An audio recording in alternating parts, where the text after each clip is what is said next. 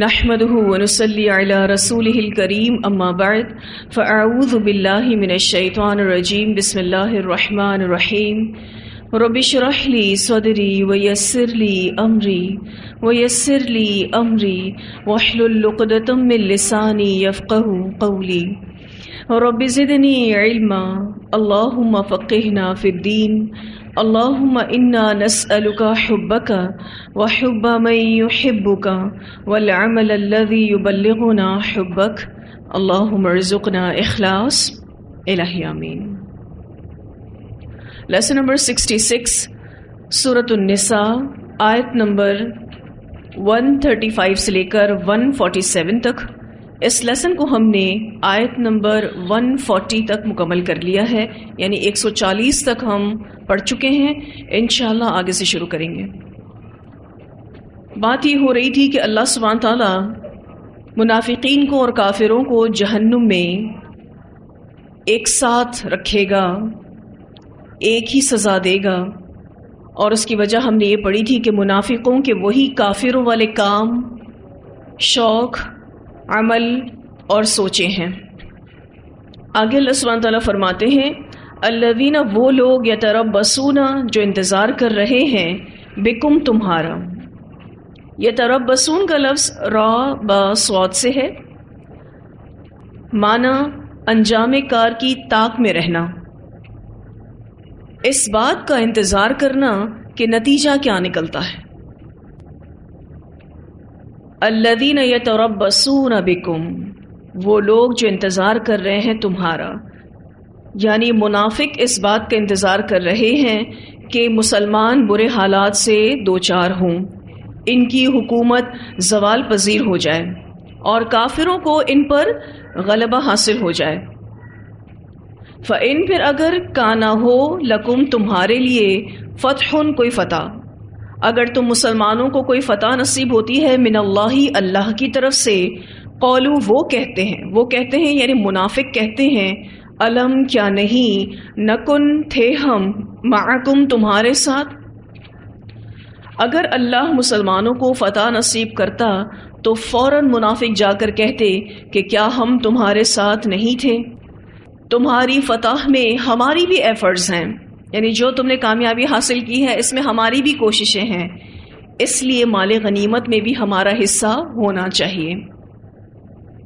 وَإِنْ، اور اگر کانا ہو للکافرین، کافروں کے لیے نصیب، کوئی حصہ، قولو، وہ کہتے ہیں، کون کہتے ہیں؟ منافق کہتے ہیں، الم، کیا نہیں، نستحوذ، ہم غالب آنے لگے تھے، علیکم، تم پر۔ نستحوذ کا جو لفظ ہے ہا واو دال سے ہے، کسی پر غلبہ اور تسلط حاصل کرنا، کسی کو اپنے قابو میں کر سکنا۔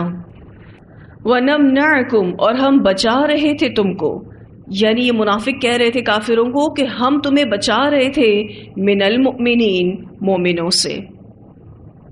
نمنعکم کا جو لفظ ہے میم نون عین سے ہے، معنی کسی کا ہاتھ روکنا یعنی دفاع کرنا مراد ہے۔ اور اگر یہ کافر غلبہ پاتے تو وہی منافق کافروں کے پاس جا کر کہتے کہ کیا ہم تم پر غالب نہیں تھے؟ کیا ہم تمہیں قتل نہیں کر سکتے تھے؟ تمہیں قید نہیں کر سکتے تھے؟ لیکن ہم نے کچھ نہیں کیا، بلکہ مسلمانوں کی ہمت پست کرتے رہے یہاں تک کہ تم ان پر غالب آ گئے، ورنہ تم تو حادثات کا شکار ہو چکے تھے۔ آپ کو یاد ہوگا جب ہم نے جنگ احد کے بارے میں پڑھا تھا، اس میں منافقین نے مسلمانوں کو بے یار و مددگار چھوڑ دیا تھا۔ تو یہاں پر منافق دونوں طرف جا کر بات کرتے ہیں۔ اگر مسلمانوں کو اللہ تعالیٰ کوئی فتح نصیب کرے تو جا کر کہتے تھے کہ ہم تو تمہارے ساتھ ہی ہیں، ہمیں بھی مال غنیمت کا حصہ ملنا چاہیے۔ اور اگر کافروں کو کوئی غلبہ نصیب ہو تو وہ کہتے تھے کہ کیا ہماری وجہ سے تمہیں یہ فتح نصیب نہیں ہوئی؟ کیا ہماری وجہ سے تمہیں یہ غلبہ نصیب نہیں ہوا؟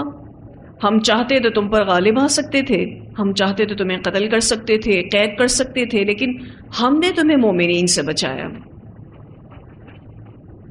یہاں پر اگر آپ دیکھیں کہ جب مسلمانوں کی کامیابی کی بات آئی تو اللہ تعالیٰ فتح کا لفظ استعمال کر رہے ہیں، لیکن جب کافروں کے غلبے کی بات آ رہی ہے تو اللہ تعالیٰ نصیبن کا لفظ استعمال کر رہے ہیں۔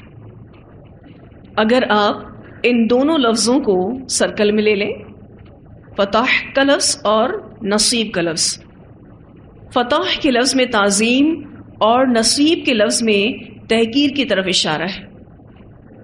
مسلمانوں کی کامیابی فتح کہلانے کی مستحق ہے اور کفار کا عروج چند دن کا ہے، پھر تو ان کے لیے زوال ہی زوال ہے۔ تو یہ منافقین کا کردار کس طرح سے دو رخا تھا، ڈبل فیس رکھتے تھے، مسلمانوں کے پاس جا کر کچھ اور کہتے اور کافروں کے پاس کچھ اور کہتے، یعنی جہاں ان کو اپنا فائدہ نظر آتا یہ انہی کے ساتھ ہو جاتے۔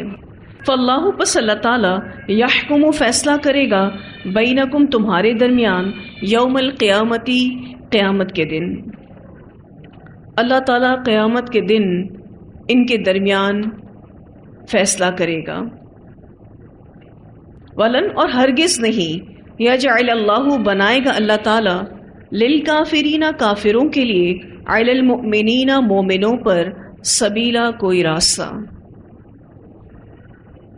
اللہ تعالیٰ ہرگز نہیں بنائے گا کافروں کے لیے مومنوں پر کوئی راستہ، یعنی اللہ کافروں کو مسلمانوں پر کبھی ایسا غلبہ نہیں دے گا کہ انہیں بالکل ختم کر دے۔ اللہ کا وعدہ نصرت مومنوں کے ساتھ ہے۔ یہ بات اللہ سبحانہ تعالیٰ سورہ الروم آیت نمبر 47 میں فرماتے ہیں، وَكَانَ حَقًّا عَلَيْنَا نَصْرُ الْمُؤْمِنِينَ، اور اللہ کے ذمے ہے مومنوں کی مدد کرنا۔ تو اللہ تعالیٰ مسلمانوں پر کافروں کو ایسا غلبہ کبھی نہیں دے گا کہ مسلمان مکمل طور پر ختم ہو جائیں، اور کافروں کے پاس مومنوں کے خلاف دنیا والآخرہ میں کوئی دلیل نہ ہوگی۔ لیکن ہم دیکھتے ہیں کہ آج مسلمان پستی کا شکار ہیں، کفار عروج پر ہیں، اس کی وجہ مسلمانوں کی بداعمالیاں ہیں۔ مومنوں کا جب ایمان کمزور ہو جاتا ہے تو پھر اللہ کی مدد نہیں آتی اور کافر مسلمانوں پر غالب آنے لگتے ہیں۔ اگر مسلمان اپنے ایمان کو بڑھائیں، اپنے عمل کو مضبوط رکھیں تو اللہ کی مدد ضرور آئے گی۔ اللہ کی مدد تو ہے ہی مومنوں کے لیے، لیکن جب انسان اپنی غلطیوں کا اعتراف کرے تو ہی اصلاح ہو سکتی ہے۔ ہم جب اپنی غلطی کا اعتراف کریں گے تو ہی اپنی اصلاح کر سکتے ہیں۔ پھر اللہ سبحانہ تعالیٰ فرماتے ہیں، ان المنافقین، بے شک منافقین، یخادعون اللہ، دھوکہ دیتے ہیں اللہ کو، وہوا، اور وہ یعنی اللہ تعالیٰ، خادعہم، دھوکہ دینے والا ہے ان کو۔ یہ منافقین اللہ کو دھوکہ دینے کی کوشش کرتے ہیں، یہ اللہ کو کیا دھوکہ دیں گے، اللہ ہی انہیں دھوکہ دینے والا ہے۔ اللہ سبحانہ تعالیٰ کا ان منافقین کو دھوکہ دینا یہ ہے کہ اللہ ان کی سرکشی کے باوجود انہیں مہلت دیتا ہے، پھر انہیں ذلیل و رسوا کرتا ہے اور یہ حق کو نہیں پا سکیں گے۔ تو یہ منافقین تو اللہ کو دھوکہ دینے کی کوشش کرتے ہیں، اصل میں یہ دل سے تو مومن ہے ہی نہیں، زبان سے صرف ایمان کا اظہار کرتے ہیں، دل میں کچھ بھی ایمان نہیں ہے، تو یہ دراصل ان کا اللہ کو دھوکہ دینا ہے۔ اور اللہ سبحانہ تعالیٰ کا ان کو دھوکہ دینا یہ ہے کہ ان کی سرکشی کے باوجود انہیں مہلت دیتا ہے، پھر ذلیل و رسوا کرتا ہے کہ یہ حق کو نہ پا سکیں۔ وَإِذَا، اور جب قوموا، وہ کھڑے ہوتے ہیں، الی الصلاۃ، طرف نماز کے، قوموا، کھڑے ہوتے ہیں، کسالى، سستی کے مارے۔ جب یہ منافقین نماز کے لیے کھڑے ہوتے ہیں تو سستی کے مارے کھڑے ہوتے ہیں۔ جو شخص بھی نماز میں سستی کرتا ہے وہ منافقت کر رہا ہے، یعنی جب وہ نماز کے لیے آتے ہیں تو بوجھل جسم کے ساتھ کھڑے ہوتے ہیں، جیسے کسی نے انہیں اس کام پر مجبور کیا ہو، اس لیے کہ ان کی نماز کی نیت ہی نہیں ہوتی ہے۔ تو جو بھی شخص نماز میں سستی کرتا ہے وہ منافقین کے مشابہ ہوتا ہے۔ مومن وہ ہے جو نماز کے وقت خوش ہوتا ہے، وہ اس لیے کہ نماز اللہ سے ملاقات کا وقت ہے، اور جب دوست سے ملاقات ہوتی ہے تو وہ خوشی کا وقت ہوتا ہے۔ تو نماز میں سستی ایمان کی کمزوری کی علامت ہے، منافقت کی علامت ہے۔ اب سوال یہ پیدا ہوتا ہے کہ یہ نماز کیوں پڑھتے ہیں؟ وہ اس لیے کہ یہ مسلمانوں کی صف میں رہنا چاہتے ہیں، ورنہ ان کو نماز سے کوئی محبت نہیں ہے۔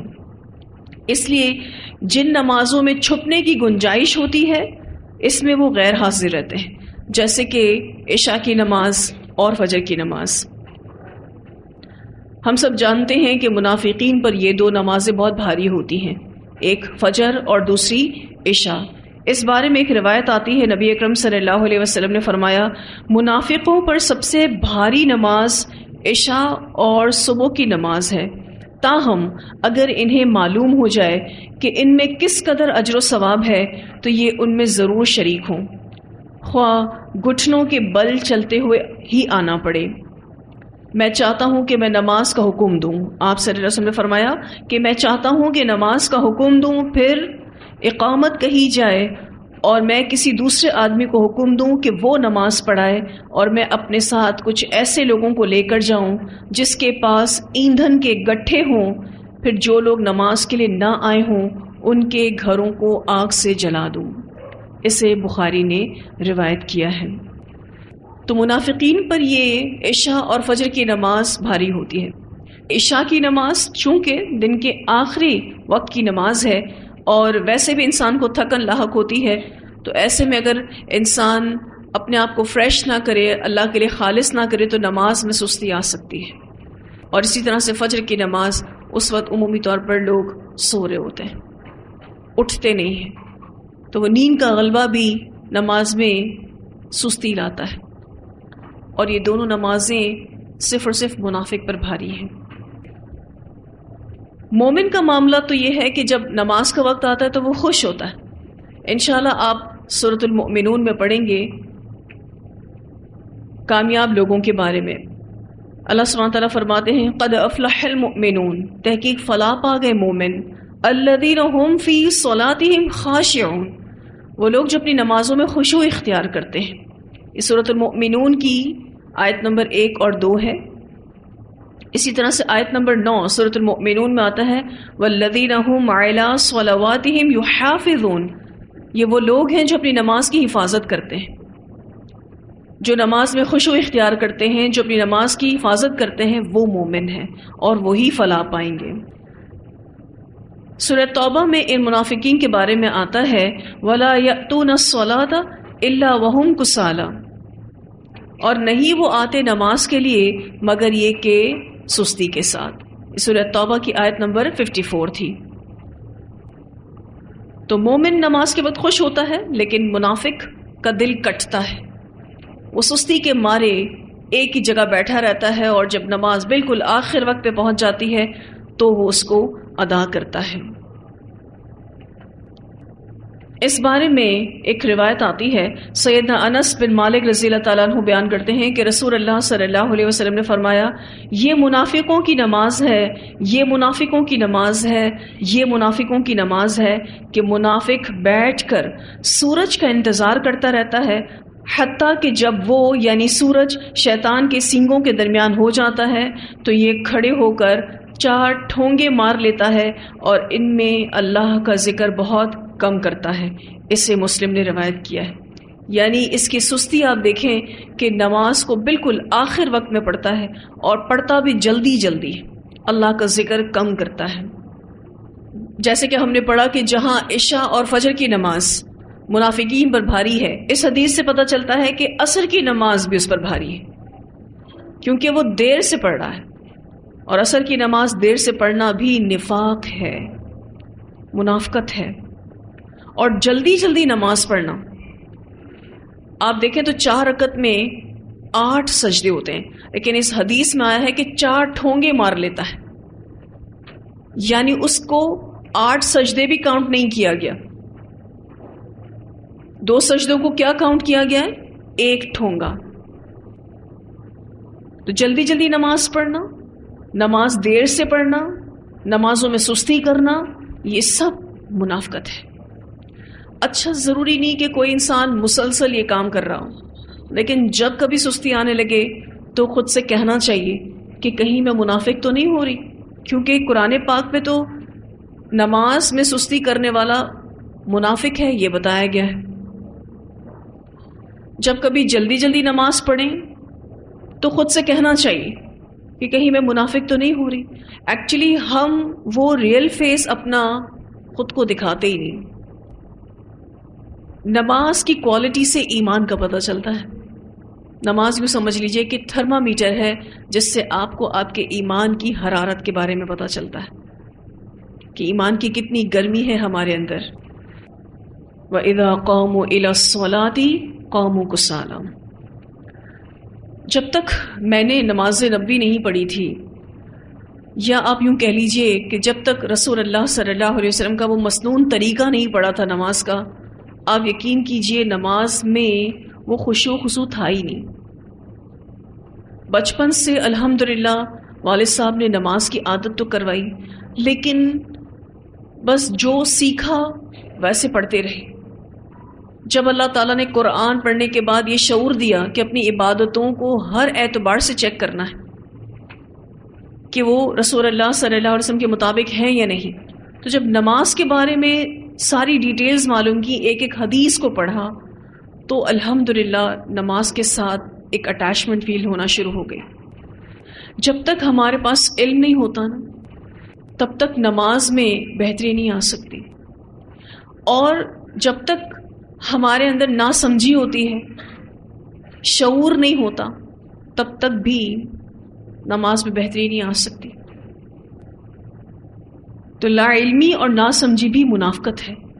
ہمیں علم حاصل کرنا ہے، ہمیں سیکھنا ہے کہ ہم نے نماز کیسے پڑھنی ہے، احادیث اس بارے میں کیا کہتی ہیں. تو انشاءاللہ آپ دیکھیں گے کہ اللہ تعالیٰ نماز کے ساتھ ہماری محبت کو بھی ڈیولپ کریں گے اور شوق کو بھی ڈیولپ کریں گے. انشاءاللہ محبت بھی پیدا ہوگی اور شوق بھی پیدا ہوگا. نبی اکرم صلی اللہ علیہ وسلم نماز کو اپنی آنکھوں کی ٹھنڈک بتایا کرتے تھے. ہم میں سے کتنے لوگ ہیں جو یہ کہیں کہ نماز ہماری آنکھوں کی ٹھنڈک ہے؟ ہم جب نماز پڑھتے ہیں تو ہمیں سکون مل جاتا ہے، ہماری آنکھیں ٹھنڈی ہو جاتی. کسی بہت پیاری چیز کے ساتھ مل کر یا کسی بہت پیاری چیز کو دیکھ کر انسان کی آنکھیں ٹھنڈی ہوتی ہے نا، جس کے ساتھ اس کی محبت جڑی ہو، جس کے ساتھ اس کا شوق جڑا ہو. تو نماز کو اپنی آنکھوں کی ٹھنڈک بنانا ہے، اس کے لیے خاص الخاص اللہ سے دعا بھی کرنی، اور جو خاص قبولیت کے وقت ہے اس وقت یہ دعا کرنی کہ یا اللہ تو میری نماز کو میری آنکھوں کی ٹھنڈک بنا دے، یا اللہ تو میری نماز کو عین رسول اللہ صلی اللہ علیہ وسلم کی نماز جیسی نماز بنا دے. میں جو بھی سجدہ کروں وہ تیرے حضور قبول ہو، میں جو بھی رکوع اور قیام کروں وہ تیرے حضور قبول ہو. اللہ قبولیت والی نماز پڑھنا سکھا دے. خاص الخاص دعا اپنے لیے کرنی ہے. کیوں؟ اگر نماز ٹھیک نہیں ہے تو ایمان کی کوتاہی ہے، ایمان کی کمزوری ہے. نماز ٹھیک ہے تو انشاءاللہ مومنین کے صف میں ہے، نماز ٹھیک نہیں تو منافقین کے صف میں ہے.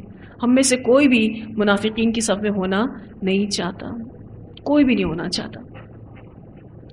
جہاں ہمیں اپنی نماز کی فکر کرنی ہے وہاں ہم نے اپنی اولادوں کی نماز کی بھی فکر کرنی ہے. ان کو بھی سکھائیں، ان سے بھی پوچھیں کہ نماز پڑھتے ہیں نہیں، دیکھیں ان کا کیا طریقہ ہے. ان سے ان کی نماز کے اندر پڑھی جانے والی قرات کے بارے میں پوچھیں، سنیں، بلکہ تسبیحات سنیں، دعائیں سنیں، ٹھیک پڑھتے بھی ہیں یا نہیں، کہیں جلدی جلدی تو نہیں پڑھتے. کیونکہ عمومی طور پر آپ دیکھیں یہ غفلت بچپن ہی سے ڈیولپ ہوتی ہے کہ جلدی جلدی نماز پڑھ لو. ایون مائیں بسا اوقات بے دہانی میں یہ جملہ بھی کہہ دیتی ہیں کہ بیٹا جلدی جلدی نماز پڑھ لو. ان کا مقصد کہنے کا یہ ہوتا ہے کہ سب سے پہلے نماز پڑھ لو. تو جملہ یہ ہونا چاہیے کہ بیٹا سب سے پہلے نماز پڑھ لو، اور ہم کیا کہہ رہے ہوتے ہیں؟ بیٹا جلدی جلدی نماز پڑھ لو. اور پھر ایک اور بڑی وجہ کہ نماز میں خشوع نہیں آتا وہ یہ کہ قرآن پڑھنے سے ہی نہیں آتا. جب تجوید اچھی پڑھنے آتی ہے اور قرآن پاک کا کچھ حصہ حفظ بھی ہو جاتا ہے تو نمازوں کا لطف بڑھ جاتا ہے. اور جب آپ دیکھتے ہیں کہ آپ کی تجوید کمزور ہوتی ہے تو آپ کی تجوید کی غلطیاں آپ کو نماز میں ڈسٹرب کرتی ہیں، اس سے آپ کا خشوع ڈسٹرب ہوتا ہے. تو انشاءاللہ جتنا جتنا اچھا قرآن پڑھنے آنے لگے گا اتنا اتنا نماز میں خشوع آنے لگے گا، کوالٹی آنے لگے گی. پھر اللہ سبحانہ تعالیٰ فرماتے ہیں یراؤن الناس، دکھاوا کرتے ہیں لوگوں کو. یہ بھی منافقین کی صفت ہے کہ وہ لوگوں کو دکھانے کے لیے نماز پڑھتے ہیں، لوگوں کو دکھانے کے لیے زکوٰۃ ادا کرتے ہیں، لوگوں کو دکھانے کے لیے صدقات دیتے ہیں. تو ان کا ایمان، ان کی نماز، ان کی زکوٰۃ، ان کے صدقات، ان کی ہر عبادت دکھاوے کے لیے ہے. یعنی اس عبادت میں کوئی روح نہیں ہوتی، وہ اللہ کے لیے ہے ہی نہیں، وہ لوگوں کو دکھانے کے لیے ہے. اور مقصد ان کا اس سے لوگوں کے سامنے بڑا بننا، اپنا مفاد حاصل کرنا. کیونکہ جب وہ نماز پڑھیں گے تو مسلمانوں میں کاؤنٹ ہوں گے، مسلمانوں کو جو فائدے ملیں گے وہ ان منافقین کو بھی ملیں گے. تو مفاد کی غرض سے، اسی طرح سے خود غرضی بھی ہوتی ہے. یہ صرف اور صرف مسلمانوں کی جنگوں سے بچنا چاہتے تھے، اپنی جان بچانا چاہتے تھے، صرف اور صرف دکھاوے کے مسلمان تھے. یراؤن الناس، دکھاوا کرتے ہیں لوگوں کو. تو منافق اگر نماز پڑھ بھی لے یا کوئی اور نیک کام کر بھی لے تو اس کا مقصد صرف اور صرف دکھاوا ہے. اس بارے میں ایک روایت بھی ملتی ہے، رسول اللہ صلی اللہ علیہ وسلم نے فرمایا جو شخص لوگوں کو اپنی نیکی سنانا چاہے گا اللہ تعالیٰ بھی اس کی برائی یا اس کا عذاب لوگوں کو سنائے گا. اور جو شخص دکھانے کے لیے عبادت کرے گا تو اللہ تعالیٰ بھی اس کو دکھائے گا، یعنی اللہ تعالیٰ قیامت کے دن اس کے عیب لوگوں کو دکھائے گا. اسے مسلم نے روایت کیا ہے. یعنی اس نے جو بھی عمل دکھاوے کے بیسس پر کیا وہ کل قیامت کے دن اصل حالت میں لوگوں کے سامنے لائے جائیں گے. یعنی وہ برائی، وہ عذاب، وہ عیب وہ کل قیامت کے دن لوگوں کے سامنے اللہ تعالیٰ لائے گا.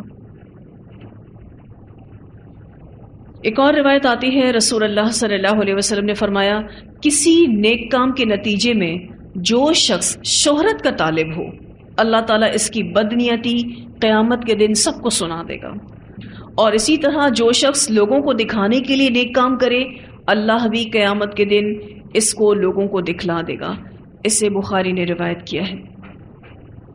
پہلا حصہ آپ دیکھیں کہ جو شخص شہرت کا طالب ہو، یعنی اس کی نیت میں فیم ہے کہ مجھے اللہ تعالیٰ شہرت دے دے اس نیک کام سے، تو اللہ تعالیٰ اس کی اس بدنیتی کو کل قیامت کے دن سب کے سامنے لائے گا. یعنی کتنی بڑی رسوائی اس کی ہوگی. بظاہر لوگ اس کو کیا سمجھتے ہوں گے؟ بہت نیک ہے، لیکن کل قیامت کے دن اللہ تعالیٰ دکھائے گا کہ اس کی نیت کتنی بری تھی. اور اسی طرح سے جو شخص بھی دکھاوے کے لیے نیک کام کرے گا تو اللہ تعالیٰ قیامت کے دن اس کو لوگوں کو دکھلا دے گا. یعنی یہ بتا دے گا کہ دیکھو یہ سارے کام اس کے دکھاوے کے لیے تھے، میرے لیے نہیں تھے، یعنی اللہ کے لیے نہیں تھے. یراؤن الناس، دکھاوا کرتے ہیں لوگوں کو. ولا اور نہیں، یذکرون اللہ، یاد کرتے وہ اللہ کو، الا قلیلا، مگر بہت تھوڑا. یہ منافقین اللہ کو بہت تھوڑا یاد کرتے ہیں. ویسے تو شام کی چائے پینے میں 1 گھنٹہ لگا دیتے ہیں، لیکن نماز فٹافٹ، اذکار پڑھنے کا ٹائم نہیں ہے.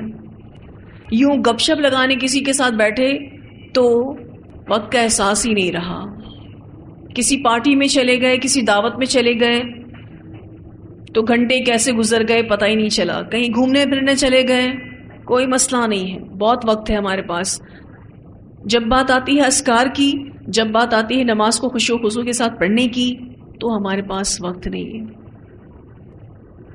آپ دیکھیں کہ جب ہم اپنے گھر میں کوئی دعوت بھی رکھتے ہیں، اس کو آرگنائز کرنے کے لیے کتنا وقت لگاتے ہیں، اور اس میں تھوڑا سا غور و فکر کیجئے تو سب سے پہلے کیا چیز ڈسٹرب کرتے ہیں؟ نماز، اذکار۔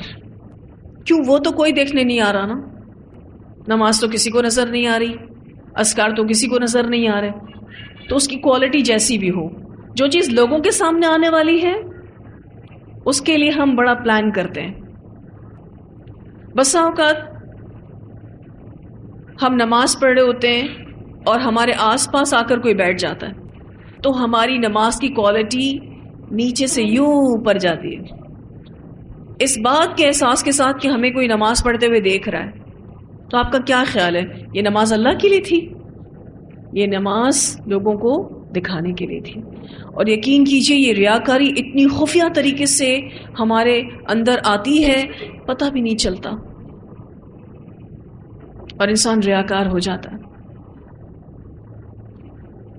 اگر ایسا کوئی خیال دل میں آ بھی جائے، جب آپ نماز پڑھ رہے ہوں کوئی آس پاس بیٹھ گیا اور آپ کے دل میں یہ خیال آ گیا کہ میں ذرا اچھی نماز پڑھوں، فلاں بیٹھا ہوا ہے، فوراً سے اس خیال کو جھٹکیں، اسی وقت اپنے اللہ کے لیے اپنی نیت کو خالص کریں، کیونکہ شیطان کا یہ حملہ بھی ہو سکتا ہے۔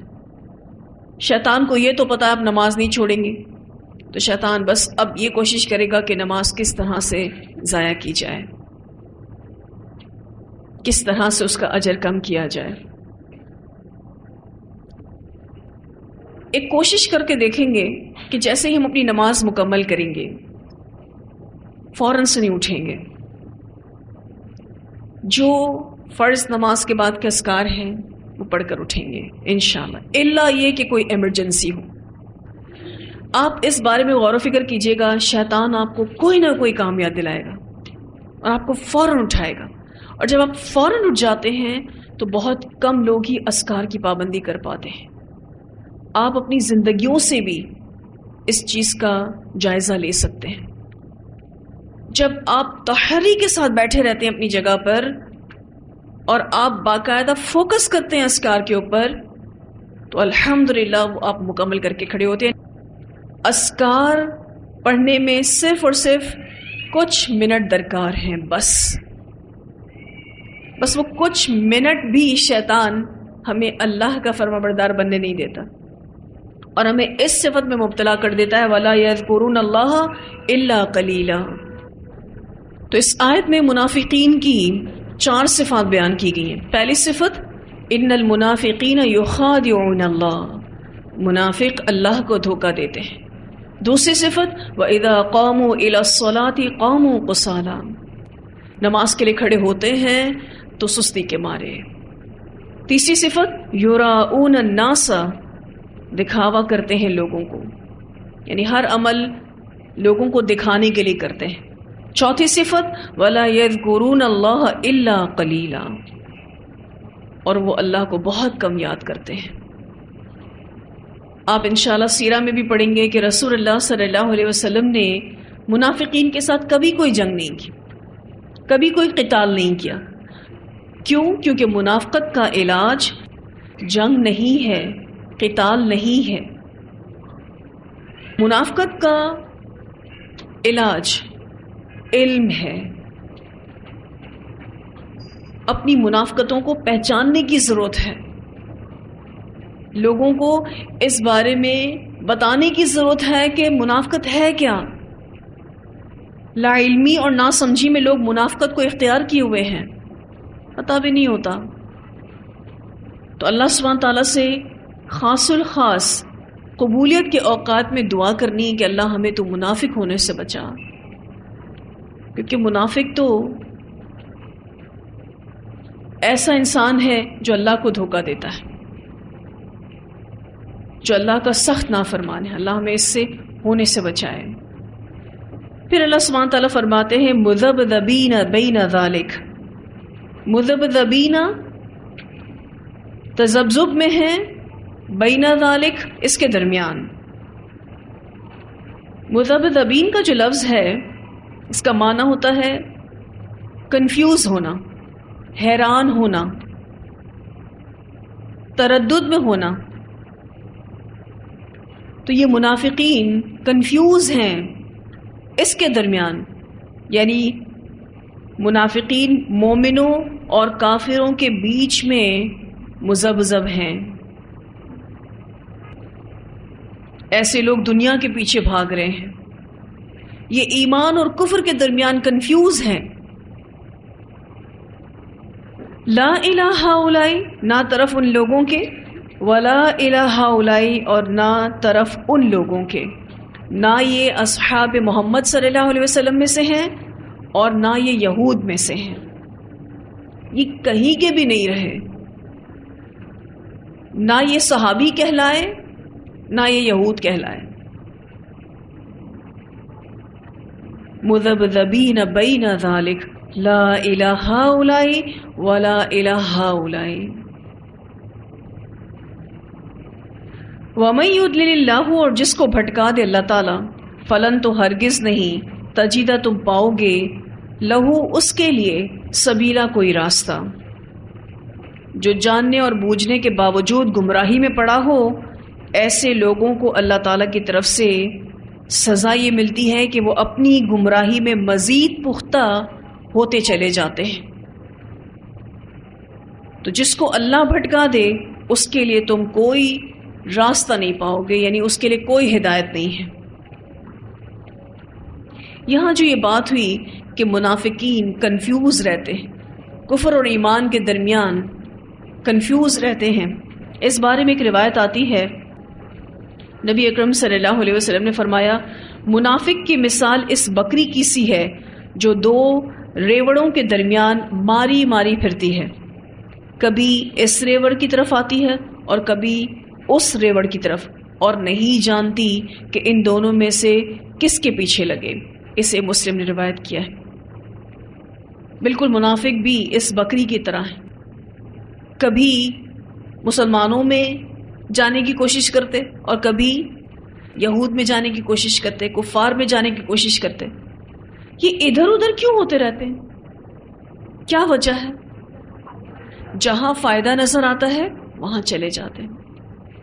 تو پھر اللہ سبحانہ تعالیٰ فرماتے ہیں کہ جو اتنا کنفیوز ہو ہدایت کے معاملے میں تو پھر اللہ اس کو گمراہ کر دیتا ہے، اور جس کو اللہ گمراہ کر دیتا ہے تو پھر اس کے لیے کوئی راستہ نہیں بچتا. جاننے بوجھنے کے باوجود بھی یہ منافقین اللہ کی نافرمانی کرتے تھے، جانتے تھے پھر بھی نافرمانی کرتے تھے.